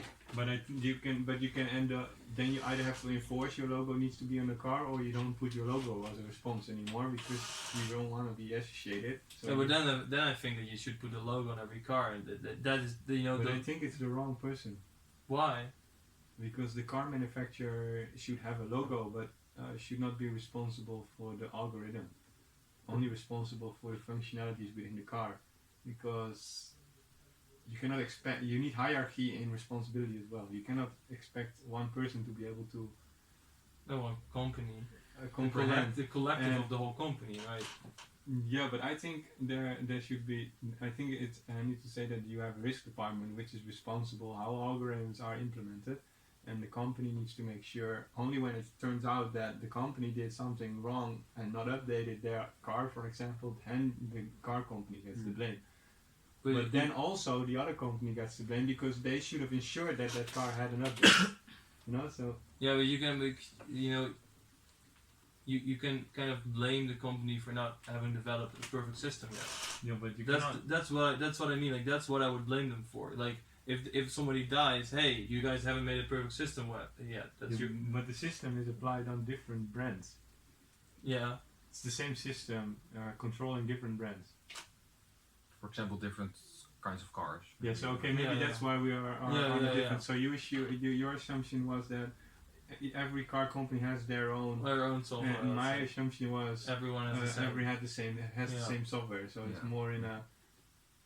Yeah. Because else you have an issue. You don't want different softwares to interact because then it becomes a mess. I would say, but that's most likely gonna happen. But then first. the software company would have to blame whoever made the software, or the whole company who made the software would have to blame for the fact that they didn't make perfect software yet. Yeah, but then you will get blame propagation, and that's also good, but it should stop. At a certain point. At a certain point, there should be a part where you are responsible. So the other person gets responsible for the fact that there need to be a consequence that people died. So then, as a risk department says, "Shit, that's under my name. That's not good." Mm-hmm. So you're gonna try and prevent that. You talk with urban planners or whatever.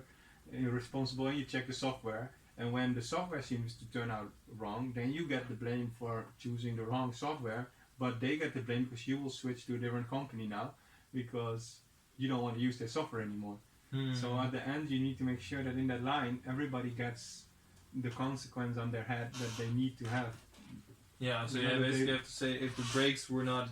So you have to lose. Everybody has to lose when something goes wrong. That's the thing. That's in the main chain. thing in the chain. That's how So you're basically saying that you could also say that the algorithm wasn't perfect, but that was because the brakes didn't react soon enough. So you could have made better brakes as well, kind of. So that's also partly blamed to the company who made the car. And then it goes all back, and everybody goes improved.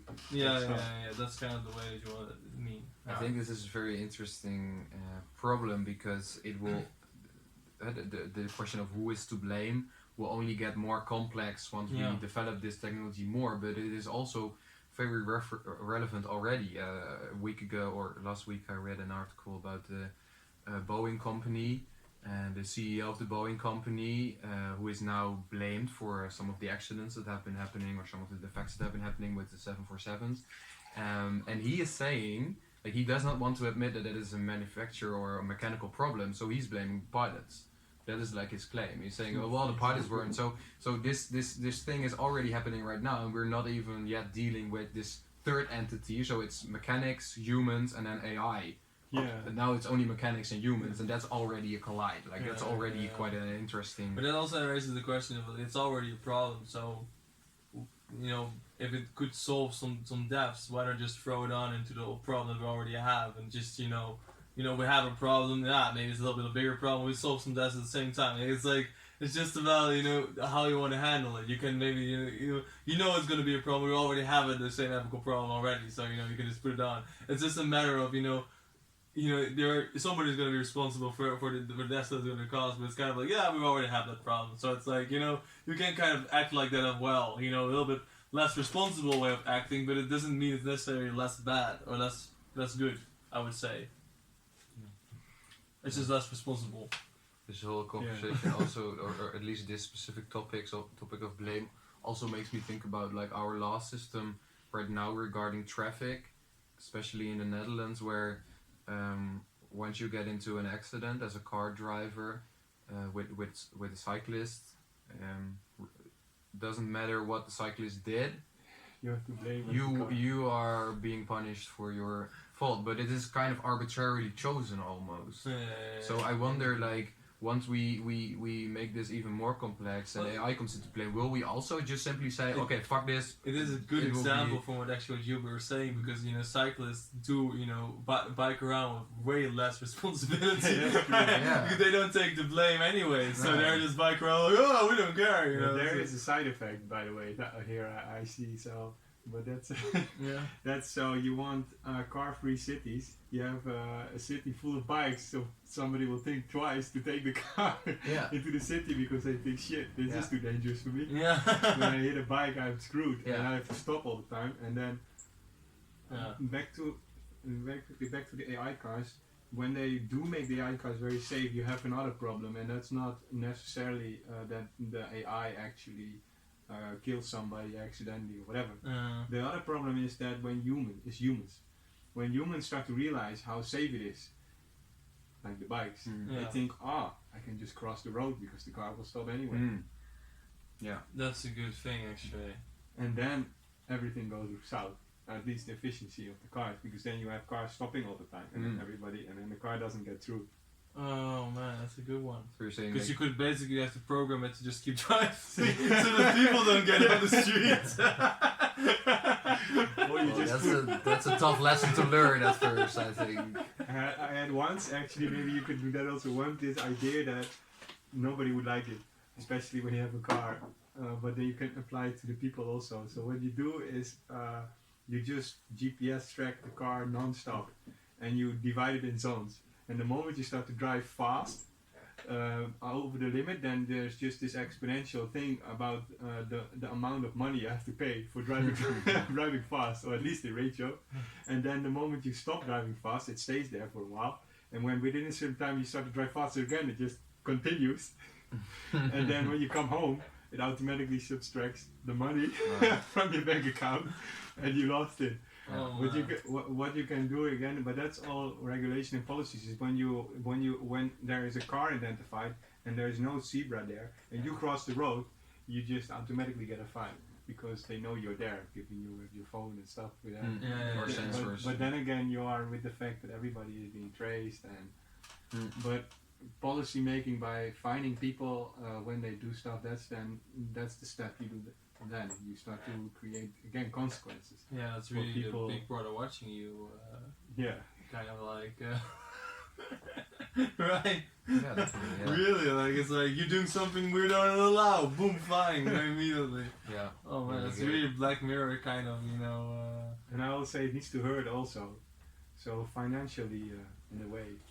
So that means when you only make 1,600 a month, then maybe something really bad, but not really unethical, but just very constraining, will cost you then 600, and then it will hurt you. But when you make 200,000 or 200,000 a month, then it will be a bigger It's like a Amount. tax oh, almost. so it'll be kind of like a percentage of whatever your income is. percentage. It needs to hurt.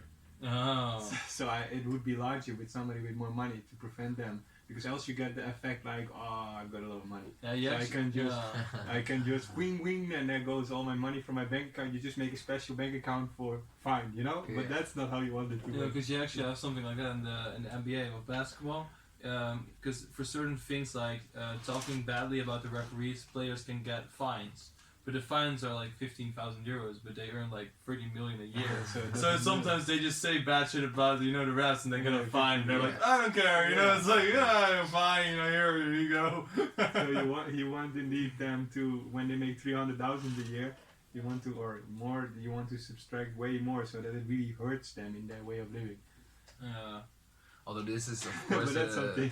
it's also it's a very weird territory to go Yeah. into, because now like your example is at least like it's in the NBA, like it's a game and we have decided in this game like these are the rules and you cannot swear, for example. It was even after the game that if you talk badly to the media after the game about the referees, that you get fined for it. What's kind of like a restriction of freedom of speech. Yeah, in my yeah, opinion. right. Because It's then like, we assume that it should be punished to talk badly, yeah. which would get into which would be equivalent to like saying, okay, we will not only apply this policy to like speeding or traffic lights, but also to Racism. yeah, or no, more like aggressive driving behavior in general. Like, I mean, where do you draw the line between just efficiently driving and aggressive driving? And before you know it, you're like in some kind of Chinese communistic social system or something. Or, We are, no? well, That's obvious. everything gets tracked, and yeah, that's a new danger you can get into indeed. Or like, new society. How do you? Every new car gets chipped now, I guess, but Yeah. Do they? I guess, yeah. For what purpose? Well, for any purpose, tracing it, and Traffic. when it gets stolen, that's the excuse, of course. Yeah, that's an excuse. No, yeah. but it's also a reason and an excuse. But Yeah. I do wanna get back to this idea of algorithms again, because I think that is, as I said earlier, a very present example of something that's happening already, and we had a talk a bit about social media, but I think what is also very current is the idea of like YouTube algorithms, or maybe even also Netflix, where the algorithm decides what kind of information you are seeing. So what video is recommended next is kind of it's not my choice. Like, there are millions and billions of videos on YouTube. If I could choose freely, I would probably make different choices than what the algorithm would recommend to me. goal, you mean? Yeah, and I wonder what kind of consequences this selection of information by algorithmic systems has on our just idea of the world, or like what kind of ideas are Wow. popular. Yeah, that's definitely will have a bias, because people mostly learn and see from what they get thrown at them. So it is more easier now for people to be dragged into their personal kind of interaction, be personal and create a bubble. So you will not be exposed to newer information. And you also mean with news and stuff, how that gets affected. I almost feel it goes that way. Yeah, because why do you think that is comparable? Yeah, because somehow still news agencies depend on the number of people that watch their stuff. Mm-hmm. So I think also news sometimes also crawls down based, because you search Google and Google shows you the most relevant stuff to you. That's the question, or to whatever people pay most money. And when you have a search bias yourself, you will not be able. People, for example, people might not find this podcast if they are always searching on Russian videos, for example. Yeah. Stuff like that, or only doing meme search.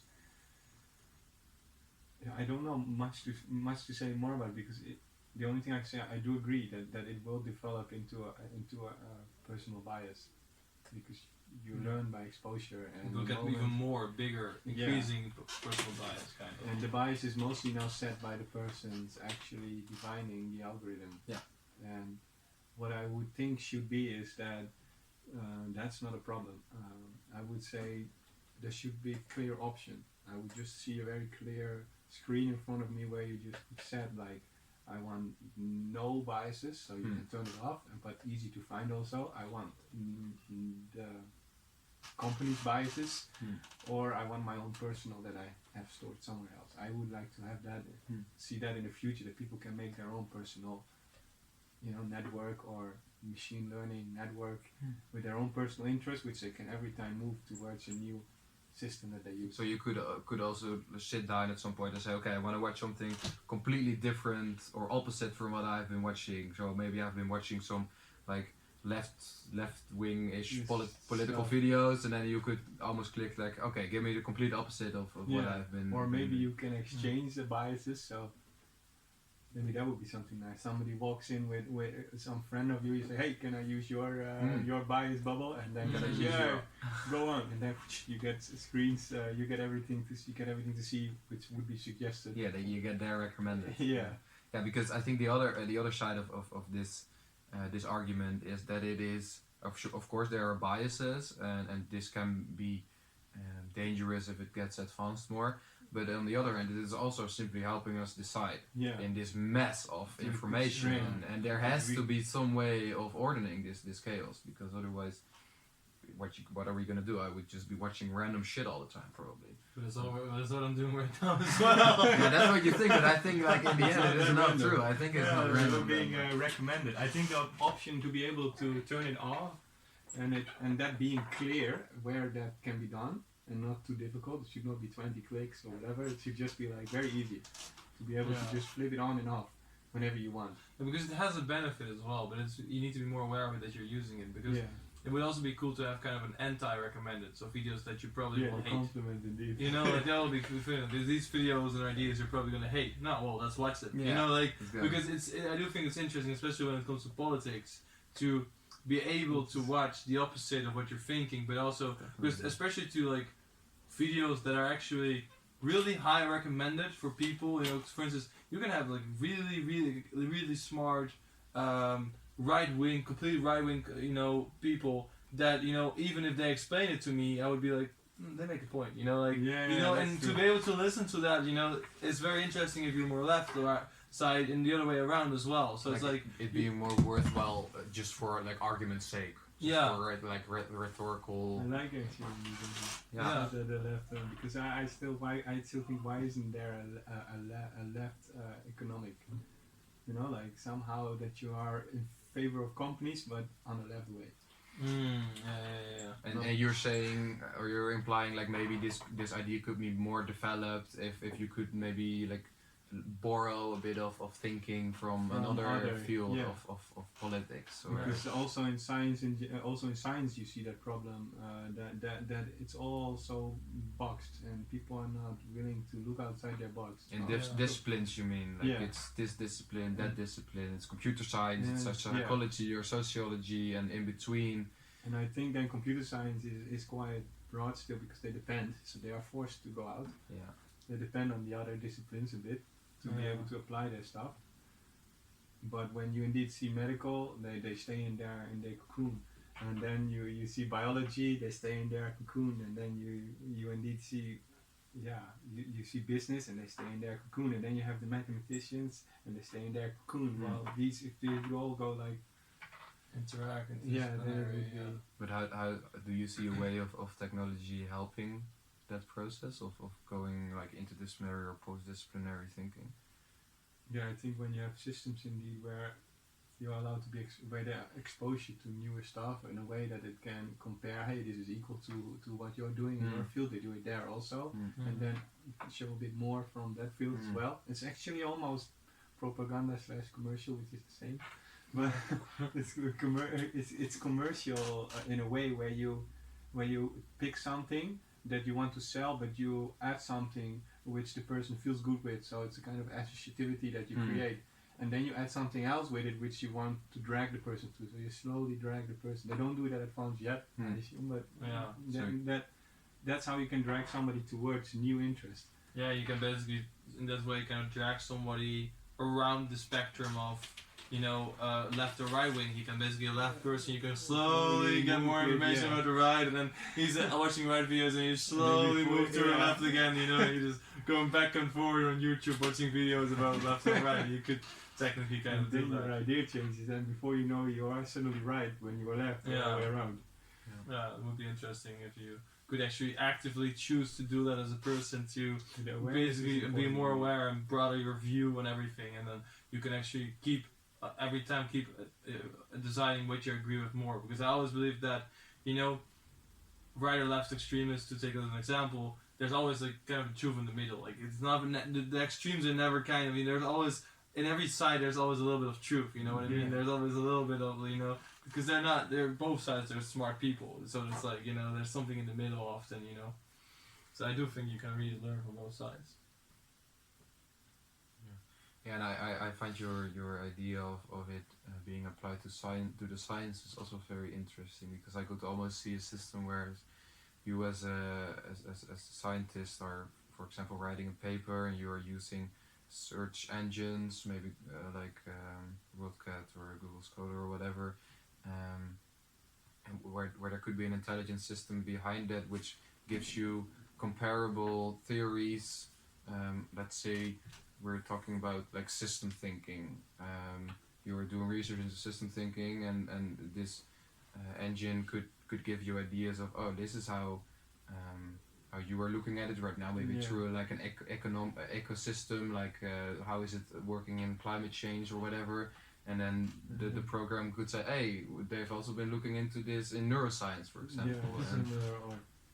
Or that you get indeed crowd control algorithms which are similar behavior, or the models that are associated with it in different fields, so that you know that it's connected all.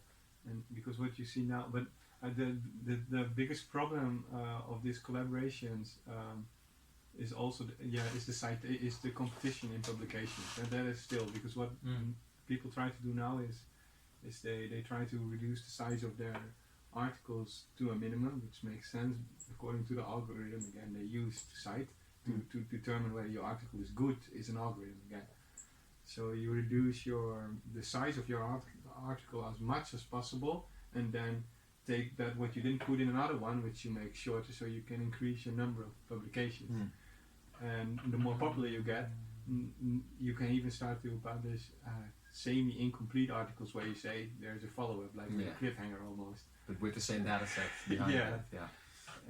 And I think that this citation system, I find one of the weirdest thing, because I thought, as far as I know, it was based on a Google citation algorithm from the start, which is based on popularity and has nothing to do with quality at the end. That's quite weird indeed. And that will make indeed that only popular things will become good, but when something new is entering, it's hard to shovel in. But what is, in your view, the relationship between these articles being short and it being chosen more by a certain algorithm? The quality of the articles is going down because the algorithm forces you. It's like almost you're playing a game. You start to find out the rules in the game when you're like playing, and you think, maybe I can pass by this character. Hey, but the AI doesn't see me when I walk over there. So you walk there, and then you say, but if I keep pressing this button when I'm around this area, then actually I find a glitch here. But it's not what you want. It's not the idea. Okay, but games sometimes they want you to find these things, but it's not what they wanted in the rules of the game. But you find a way where you can just win a game in a very short time, and they find these glitches. The idea was that originally was that the quality of an article would come to the front in citation, but the idea was not that everybody would start to reduce their articles and go massively for publication, but that's because citation is important. If you want more citation, you need more articles, and so it's like basically the same. Algorithms if you want to have a good website, I was just gonna say. If you want to have a good website, you want to have answers to the best answers to questions that people are going to ask, kind of, and you don't want to just answer one question really, really well. You want to answer 20 questions kind of well enough to be above, and then get people find you, and then the questions get found, and but then the quality goes down indeed. Because you're just trying to play the algorithm and not play the quality. So that's one of the biggest dangers of an algorithm as well. It's actually almost a similar example with the cars. When you just walk, you play the algorithm. It's not gonna hit you, so you can cross. You're playing the algorithm, and that's where things can turn right. And that's why always somebody also has to be one responsible and keep a look at it. But with this citation, nobody is responsible. And I also don't understand why there are still these people, because how do you say, the journals, they used to be there just because in the time when it was like that, we needed cars, we needed a press, and they needed to distribute it, and that's why they were useful. But now you just pay to publish and you pay to get it. But that's algorithms here keep them practically also running. So there's a lot of against working together because you become in a disadvantage when you try. Yeah. So algorithms are dangerous. When you apply them, it is important to think about all these consequences. But I also see that on both artificial intelligence and computer science, they put more ethic. In most disciplines, they start to put more ethic subjects because it makes you think like, okay, what are the consequences? Not to avoid the technology, but to be ready. Yeah, this also make me think of the idea of like an algorithm in itself being like okay, but then if humans start using it, like you start tricking it almost, and then it becomes a whole different story. Yeah. Well, I think we've talked about a lot of stuff, and in my opinion, we should. Yeah, we can wrap it up now. We've talked a lot. Yeah, from movies to like AIs and dystopia, utopia. Yeah, Blame. ethics. Who gets the blame? Yeah, who gets the blame? Yeah. Oh yeah, and art will always stay. Art will always stay. It will never be taken over, I would say now. Okay. Some people would just love to have art from humans just because there are artificial intelligence. Some people would love to have art from artificial intelligence. Yeah. Well, the only like machine-made art that I've been seeing is like the deep learning stuff of Google, and that's creepy as fuck. I mean, that's not pleasant to watch it. It seems like a bad. Satisfies art constraints at least. What? It satisfies some art constraints. Yeah, well, yeah, Triggers. it seems like a just a bad acid trip or something. Like watching this morphing collections of well, it's, you've probably seen it going around. Yeah. It's just I think it. Do you know anything about like how these images are created? What is you know what I'm talking about? Right? Yeah, I know what you're talking about. I didn't go deep in the art part. No. The only thing I knew is that they wanted to. With one algorithm I knew, but I don't know if it wasn't Google, I think, but Google might also do it. Is feed a painting of a certain, feed a style of a certain painter, then put an image and then return the image in to how the painter would have painted it. Yeah, so it's for like making everything kind of Van Gogh-ish, for example. Yeah. Nice, Which is called art, but no, that's the thing, right? Yeah. It is possible to do. it's nice to make movies or whatever. Yeah. That style. Yeah, but it's not. In its essence, it's not a creative endeavor. Well, yeah, Still that gets depends fed. if humans can actually create something new. I mean, humans in the end also just make things of things that we've seen, but add these things together. So if an AI would do that, then it's still kind of the same thing. This depends on how you define art in a way. You're saying maybe we right now are not even as creative as we might like to think. No, in general, I wouldn't You're say almost so. saying we are almost like computers. Yeah, in a certain way. Like I mean, what I mean is that whenever you create an image or something, you make a drawing. You make a drawing based on what you have received in your whole life. Yeah. So in that way, you do create something, but if your definition of art is creating something new that you've never seen before, that's impossible, kind of. I think the obviousness Yeah. is important. Yeah. But with most machine learning algorithms till now, obviousness is not far enough to consider it art. Yeah. I would say, unless an artist made the algorithm, then it's considered art. But then the art. But then the algorithm is the art, like Yeah. yeah. Yeah, beautiful. Okay, I think that's a nice note to end upon. Beautiful ending to the podcast. Nice. Okay, I have to pee really badly. Yeah.